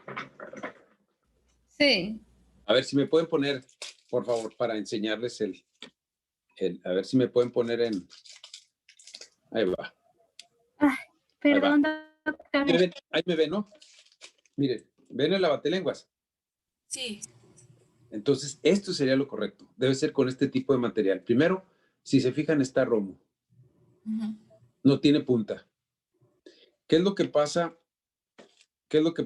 Porque ustedes, es que se van a encontrar, les tengo que explicar todo. Porque miren, cuando se hacen los de plástico, vienen así unidos. Vienen unidos, los están haciendo en la fábrica. Y aquí tiene una puntita chiquitita. Los abatelenguas, los de plástico. De un material duro, parecido al plástico. Entonces, a la hora que le hacen que frotan sobre el antebrazo, le hacen, no pasa nada. Así le haga yo un poquito fuerte, no se levanta. Si se fijan. Entonces, es en el antebrazo. Debe de ser con un objeto romo, que no tenga punta, nada de punta. Y es suave para todo tipo de persona, no importa la piel, porque acuérdense que tiene que ver mucho las características de la piel, uno, de las personas adultas, de las personas de la tercera edad y de los niños. Entonces, si ustedes tienen que fijarse, porque no todas las pieles son iguales, ¿eh? Y agarrarles como machote de que todas las pieles son iguales, no.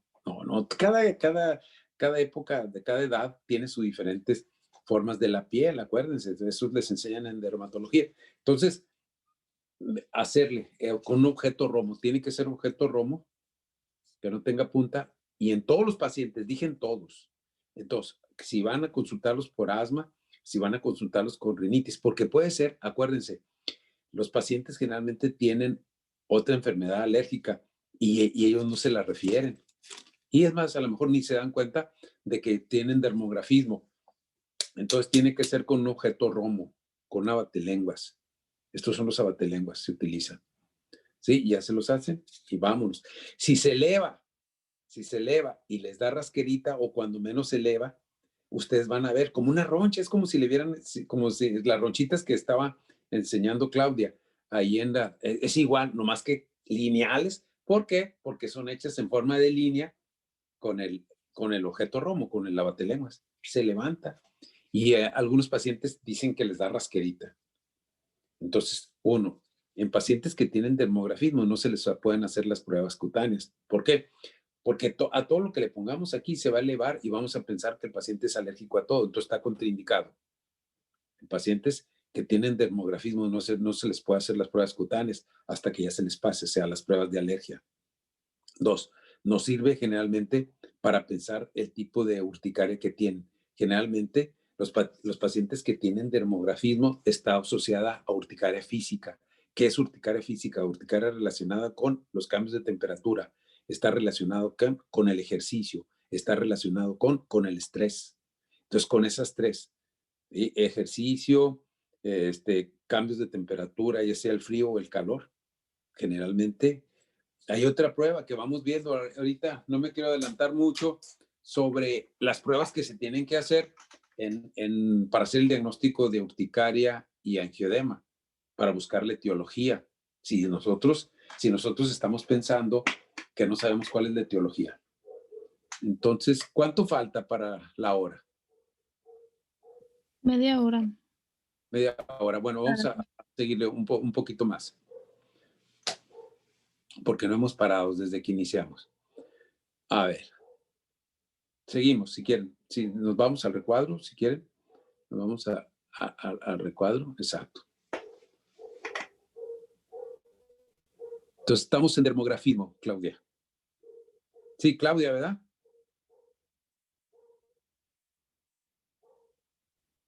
Es que se le fue el internet. Sí, les digo, hay algunos médicos que se enojan, que están muy enfermos y comienza a enojarse porque se les va el internet, pero pues yo sé que no es culpa de ustedes. Es que la verdad es que es un internet muy malo el de Telmex y todos esos, puras mentiras de que es bueno. La verdad es que batallamos mucho y se desesperan y tienen razón. Imagínense, les va el internet en una cosa tan importante que es la clase que estamos dando. Entonces les decía, tenemos que desde el inicio, primero hacer el diagnóstico, ver si tiene dermografismo o no tiene dermografismo. Eso es básico, desde el inicio. Llega paciente con ustedes con problemas de urticaria y angioedema, a hacerle esa maniobra a todos los pacientes que les llegan al consultorio. Hacen la maniobrita de un gatito, marcan un gato ahí agarran y marcan un gato. Le hacen así como un gatito, claro, se quite. Yo lo estoy haciendo sobre la camisola, no es sobre aquí así, en el antebrazo. Se las tengo que nombrar así porque de otra forma no ven. Entonces es aquí, un gato le hacen, un gatito. Sí, a ver si no. Y si sale, se esperan, y ahí les va otra cosa, también hay etapa tardía en el dermografismo. Ya que se van de la consulta los pacientes que ya están, pasa como una media hora que ya se van a su casa y les dicen ustedes, fíjese, esto también es muy importante, es igual que nomás que es clínico, hay que traducirlo. Tiene una importancia clínica tardía. Ya que pasa media hora, se les levanta, ya que están en su casa, a ustedes lo ven y dicen, ah, caray, pues no se le levantó nada, es negativo. No, puede ser que allá en su casa, a la hora que le hagan el estudio del demografismo, salga positivo. Ustedes le tienen que decir, fíjese bien, señora, me dice usted en la próxima consulta o me habla por teléfono, como ustedes se lleven con los pacientes, pero lo ideal sería que les dijera inmediatamente. La verdad, eso es importante. En la próxima cita, usted me dice si se le levantó a la maniobra que yo le dije ya llegando a su casa. Esa es etapa tardía y es muy importante porque la etapa tardía, el tratamiento es diferente y nos indica otro tipo de patologías, ¿sí? Generalmente es alergia a medicamentos. Todo esto vamos a irlo discutiendo ahorita y cuando veamos alergia a medicamentos vamos a ir ensamblando el conocimiento. Todo, entonces, para que se pongan muy listos. ¿Está bien? Seguimos. Gracias, doctor, perdón. No, adelante, Claudia. Ahorita estábamos hablando mal de ti. No te creas. Aquí no hablamos mal de nadie, puras cosas bueno. positivas. Me estaba zumbando una oreja ahorita. Puras cosas positivas con todos. Seguimos, Claudia. Sí, con urticaria por presión diferida, que pues aquí se va a aplicar presión de 30 minutos a 12 horas antes del inicio. Se coloca, en cuanto a la descripción de la prueba, pues se coloca un cabestrillo en el hombro con un peso de 7 kilogramos durante 15 minutos y el paciente pues suele registrar síntomas durante 24 horas o se mantiene un dermografómetro a 100 gramos sobre metro cuadrado en el hombro durante 70 segundos. También está la urticaria colinérgica, que aquí pues la elevación de la temperatura corporal con el ejercicio sería el factor desencadenante, el agua caliente o una emoción intensa o alimentos especiados. Y en la descripción de la prueba, pues es ejercicio con una bicicleta estática durante 15 minutos después del inicio de la sudoración o calentamiento pasivo de un brazo a una temperatura de 42 grados centígrados, con un baño caliente o con una inmersión corporal total. Pues aquí ya se evidencia reacción a antígenos del sudor. También está la urticaria por contacto con frío, que es el factor desencadenante, es la exposición de la piel pues, al aire frío, objetos fríos o a líquidos fríos. La prueba es del cubito de hielo durante 5 minutos en el brazo y también está la prueba del umbral de la temperatura. Si es que está disponible, es el TempTest, que es el dispositivo para determinar la urticaria específica para el contacto frío o la temperatura pues, del umbral. También se suele utilizar para detectar urticaria por contacto con calor, pero pues no es tan frecuente. Y lo que pueden hacer esa de urticaria al calor es, por ejemplo, agarrar un tubo de ensayo. ¿Qué es lo que hacíamos nosotros en las pruebas? O hacemos nosotros, es agarrar un cubito de hielo, que generalmente todos tenemos refrigerador. Entonces agarrar un cubito de hielo y ponerse sobre el antebrazo y esperar unos 15 minutos. Un 10, no tanto, fíjense, aquí en el cubito de hielo no pueden esperar tanto, con unos 7, 8 minutos es lo que hacemos, se lo ponemos y ya se lo quitamos, y al quitárselo, ustedes ven al rato cómo se le inflama, se le hace una roncha, así como las lesiones que presentaste, Claudia, se le hacen muy parecidas. Ahora, ese es para el frío, y para el calor hacen lo mismo, agarran, tener mucho cuidado porque le pueden quemar la piel, ahí sí tienen que tener mucho cuidado. Es agarrar un agua caliente y la ponen en un tubo de ensayo. Y ese tubo de ensayo se lo ponen pegado con cinta al antebrazo. Entonces, si lo dejan mucho tiempo, le pueden quemar la piel.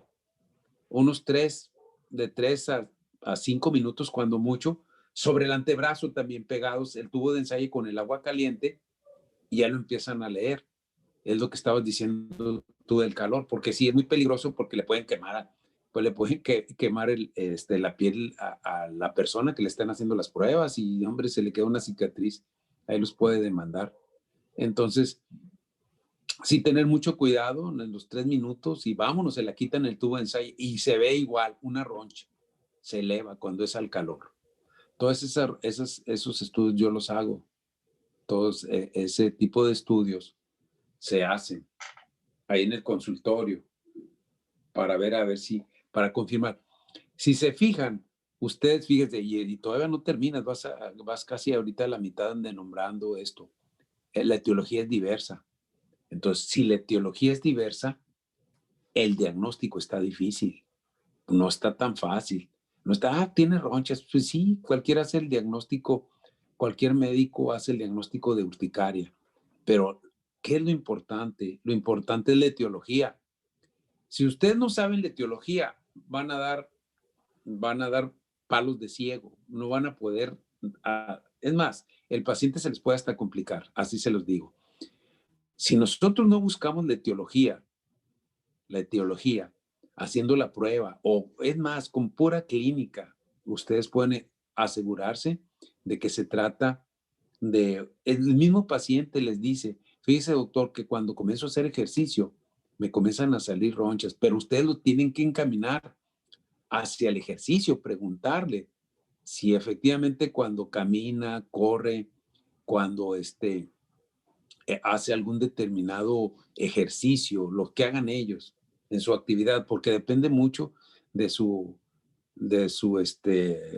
trabajo, de su área laboral, depende mucho. Entonces, todo esto ustedes con la historia clínica alergológica lo describen, y ahí tienen que preguntar ustedes en qué trabaja nuestro paciente, o si es niño en la escuela, o si hace algún tipo de actividad física, si hace algún deporte, o los adultos, no necesariamente los niños, si hacen algún deporte y si les salen las ronchas al hacer determinado ejercicio, porque ahí les va otra.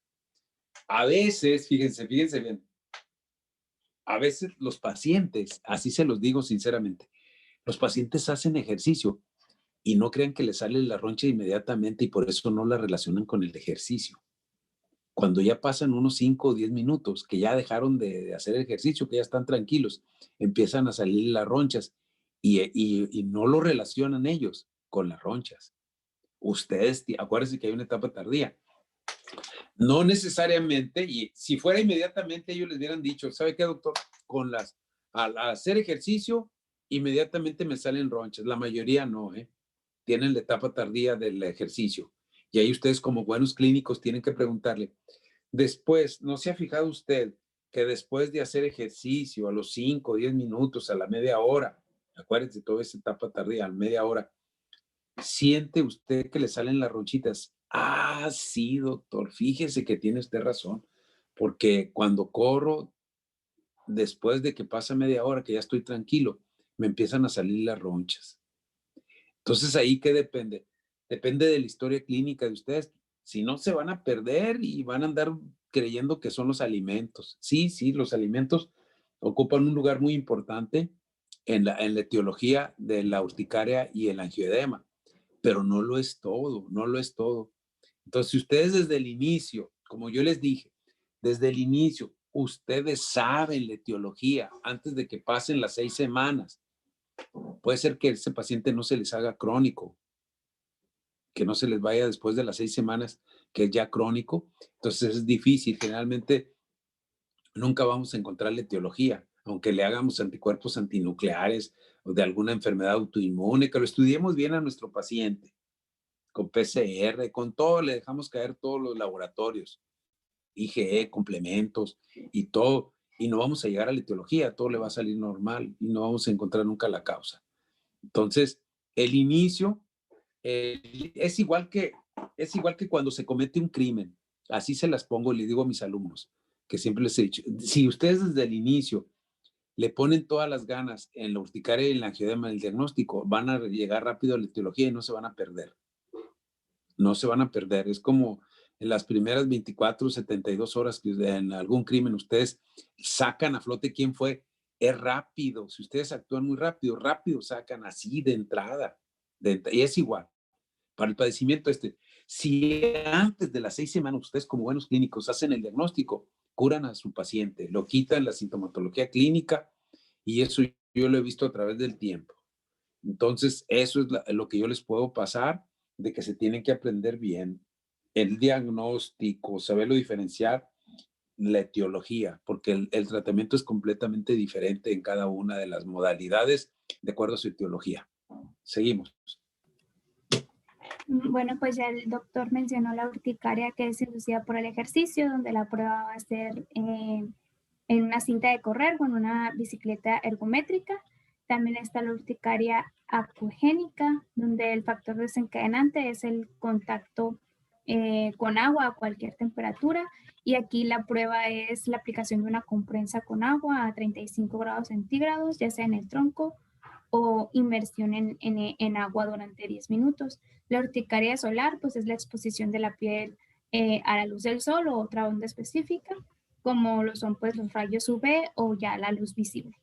Y la urticaria vibratoria, que esta, pues el factor sería el cortar el césped, montar bicicleta pues al aire libre y exposición a maquinaria vibrante. Y el factor, la descripción de la prueba es una plataforma vibratoria mantenida sobre la piel del antebrazo, también durante 10 minutos. Siguiente, por favor.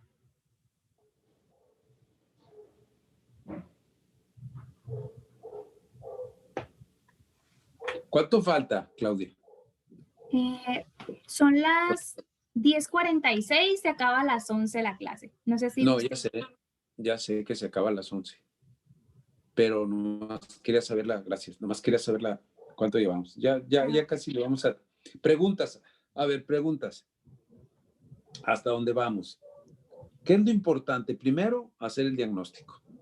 Primero, así, de entrada. Ustedes se lo deben de saber cuándo es urticaria aguda, cuándo es urticaria crónica. ¿Cuál es la definición? Segundo, o primero, saber el tipo de lesión primaria, saberle identificar muy bien la roncha de todos tamaños, se la deben de saber ustedes al dedillo. ¿Por qué? Porque si no se pierden, igual que los pacientes. Y yo sé que sí la saben, identificar las ronchas. Eso es lo que quiero, que estén viendo ronchas de todos tamaños y de todas formas. Y la definición, apréndansela bien. Ahí está la clave. Sí, pues no se vayan a perder igual que los pacientes de que a una pápula, a una vesícula le digan roncha. Entonces, la roncha es la roncha. Entonces, tienen que identificarla bien. Esa es la clave. Y el tamaño. Y preguntarle si desaparece o no desaparece. Porque acuérdense que las ronchas desaparecen y no dejan cicatriz. Es una de las definiciones. Como si nunca les hubiera pasado nada. Y son cambiantes, evanescentes, fugaces, que van cambiando de un lugar a otro sin dejar huella. Y se pueden presentar, va acompañada de angiodema, o a veces no va acompañado de angiodema, que no nomás son los labios, sino son también los órganos genitales externos. Y es frecuente, sí es frecuente. Y lo que pasa es que nunca preguntamos sobre órganos genitales, pero también por la pena, por lo que ustedes gusten, se nos olvida y todo. Pero ustedes como buenos clínicos, con mucho respeto, deben de preguntar si tienen los órganos genitales externos inflamados, porque muchas veces no se dan cuenta la gente y traen inflamados los órganos genitales externos. Preguntar siempre el angiodema, ¿no? Manos, pies, todo eso. Entonces, primero es definición, hacer una buena definición, y si estamos hablando el mismo idioma, igual que el paciente, si es urticaria o angiodema. Sí, porque a lo mejor es otra lesión y nos perdemos completamente. Es básico eso. Y ya de ahí partimos sobre tratar la historia clínica y todo esto. Bueno, seguimos. Bueno, ya pasando a la epidemiología, aquí la incidencia exacta no se conoce, pero se da tanto en niños como en adultos, siendo más frecuente en los adultos dentro de la tercera y la quinta década de vida. En cuanto al punto de vista clínico, afecta a cualquier segmento corporal y el angioedema va a afectar principalmente la cara, la lengua, laringe, extremidades, genitales, y su distribución va a ser asimétrica y transitoria. Puede haber afección sistémica con disfagia, disnea, sibilancias, náusea, vómito y diarrea. Y una de cada 5 personas puede presentar episodios de urticaria pues a lo largo de su vida, ¿no? Que suelen ser muy recurrentes. La forma espontánea crónica de enfermedad va a afectar hasta el 1% de la población en general en algún momento dado, y en el caso de la urticaria crónica espontánea suele afectar más a mujeres que a hombres. Siguiente.